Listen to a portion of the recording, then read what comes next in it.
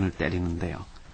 강원도 농민부의 전기환 의장 전화 연결해서 한미 FTA가 도내 농축산업에 미치는 영향과 농업인들의 입장을 좀 더 자세히 들어보겠습니다.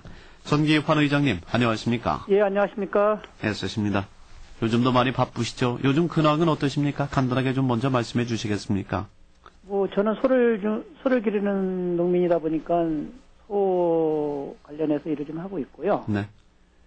이제 지금도 얘기하듯이 좀 흥미가 없네요. 그러시죠. 참 힘든 시기인데. FTA가 발효된 지 일주일이 됐습니다.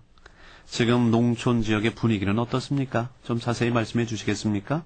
일단은 바로 이렇게 영향이 파급되고 있는 축산 농가들 같은 경우는 네. 이 우시장이나 이렇게 다녀보면 상당히 불안해하고 있습니다. 이것이 소를 사야 되는 건지, 네.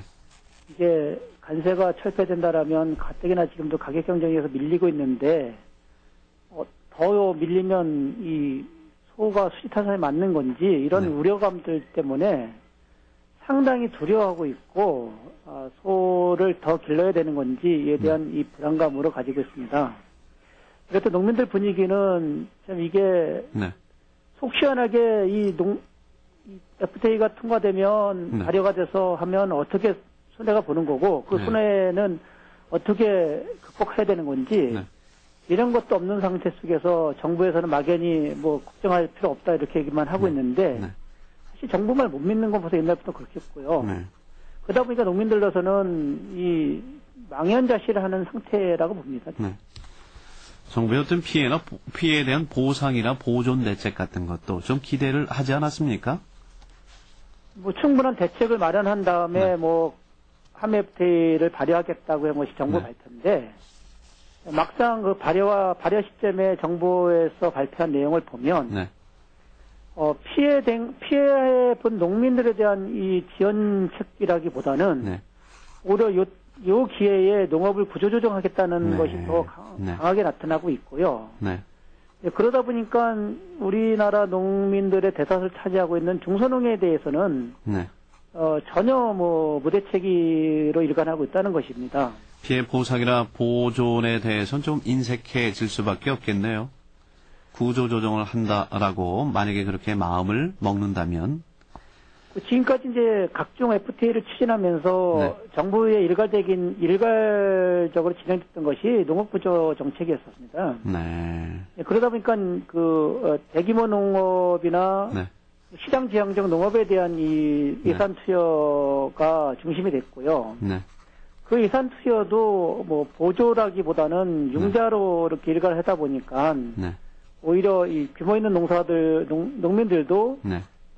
중단에는 이것이 부채로 이렇게 누적되는 이런 현상까지 보고 왔거든요. 그러면 그 부담을 이기지 못하고 낙담을 하신 나머지 지금 농업과 축산업에서 포기를 하시는 분도 나오고 있습니까?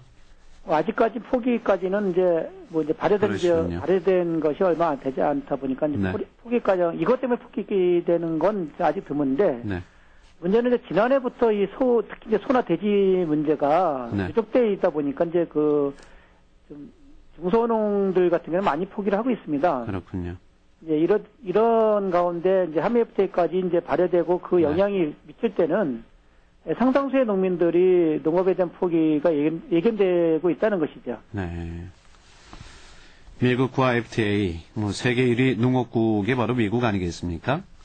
농축산업에 큰 영향이 있을 것으로 지금 분석이 되고 있는데, 그러면 1차 산업의 비중이 더 큰 우리 지역의 강원도에 영향은 더 클 것으로 예상이 되고 있는데요. 어떻게 전농에서는 분석하고 계십니까? 지금 정부 발표에 의해서더라도 함 FTA가 발효되고 나면 10조 이상이 이제 피해 본다는 것이 발표되고 있고요. 네, 더군다나 강원도 같은 경우는 이제 주로 이번에 함 FTA 발효 이후로 피해가 예상되는 주요 농산물을 짓고 있잖아요. 네. 축산이라든가 어내라든가 과일 같은 걸 짓고 있는데, 네. 강원도에서도 저희는 좀 약간은 좀 이렇게 미심적인 발표를 했는데, 네. 강원도 발표도 한 15년간 1조 3천억 네. 매년 뭐 한 300억 정도의 뭐 손해가 본다고 이렇게 발표를 했습니다. 이렇듯 함에부터 누가 보더라도 농업에 대한 피해는 예견되고 있는 거고 현실이거든요. 네. 그러다 보니까 특히 강원도에서는 밭작물 중심의 농업 형태와 축산 중심의 농업 형태에 대해서 막대한 영향이 올 수밖에 없다는 거고요. 네. 다른 지역에보다도 더 피해가 온다는 것이죠. 네. 그런데 이에 대해서 정부와 지자체에서 대비책과 함께 또 이를 뒷받침할 수 있는 예산 계획을 내놓지 않았습니까? 예. 그 실효성은 어떻게 보십니까? 아까도 말씀을 드렸지만 정부의 주요 대책이 두 가지로 이제 예견되고 있어요. 하나는 그 시설 현대화를 통해서 규모 경쟁력을 갖추겠다는 게 하나 있고, 네.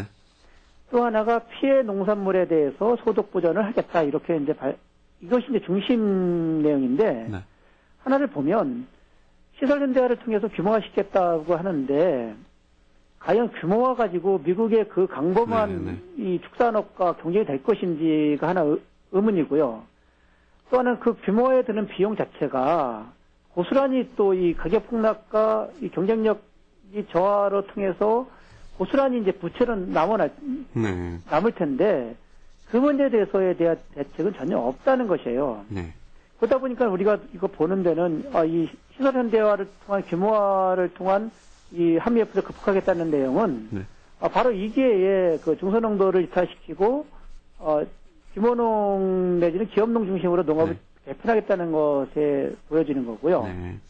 그 피해 보전 직불제를 발동하겠다는데 그 발동에 이 발동할 수 있는 이 원칙이나 이 사례 자체가 정확하지 못하다는 거예요. 농가 소득의 뭐 정부 발표로는 5년 평균 가격에 뭐 90, 피해가 발동할 경우에는 평균 가격 90% 정도를 뭐 소득 직불제를 주겠다고 발표를 하고 있는데 근데 저희가 이제 피해를 분석할 때 정부의 피해 분석과 농민들의 피해 분석이 상이하잖아요. 그럴 때 정부의 피해 분석을 우리는 믿지 못하고 있는 데서 정부 피해 분석 가지고 이거 발휘하겠다는 것은 농가들이 피부적인 그 피해액에 대해서 보전하는 것이 아니라 자기네들의 맞는 피해 보전을 하겠다는 것인데 현실이 못하다는 것이죠. 이렇듯 그 정부의 주요 방침 중에서 그 시설 현대화를 통한 규모화 정책이나 피해 보전 직불제가 실효성이 없다는 것이고요. 더군다나 강원도로 볼 때 강원도에서 이제 대책 중에 하나가 밭농업 직불제를 실시하겠다고 한 것이 이제 정부의 방침인데 이 강원도에는 상당히 어떻게 보면 이것이 이제 혜택이라고 볼 수 있는데 문제는 이 단가도 약하고 3,000평당 1헥타르당 40만 원 지원하겠다는 건데 사실 40만 원 지원에까지는 피해액을 보상하지 못하다는 거고요. 더군다나 강원도의 주요 농산물인 감자하고 배추에는 적용이 되지 않고 있어요. 그러다 보니까 강원도로 봐서는 이것이 그림의 떡이라는 것이죠. 예, 이렇듯 그 정부의 발표를 볼 때 농민들이 피해 걱정하는 거나 농민들이 예상되는 피해에 대해서 전혀 보전이 못하고 있다. 오히려 이것을 통해서 농업 구조조정을 하려고 하는 의도가 명확히 보인다 이렇게 볼 수밖에 없다는 것이죠. 그런 말씀 나온 김에 지자체와 정부에 요구하고 싶은 사항을 좀 정리해서 다시 한번 말씀해 주시겠습니까? 저희는 기본적으로 한매입대는 재논의 되고 그 논의에 따라서 폐기돼야 된다는 것이 저희 기본적인 원칙이고요. 그럼에도 불구하고 정부가 농업 회생에 대한 의지가 있다라 한다면 나는 가장 농업에 대한 피해를 볼 주 대상인 중소농에 대한 명확한 대책이 세워져야 된다는 것이고요.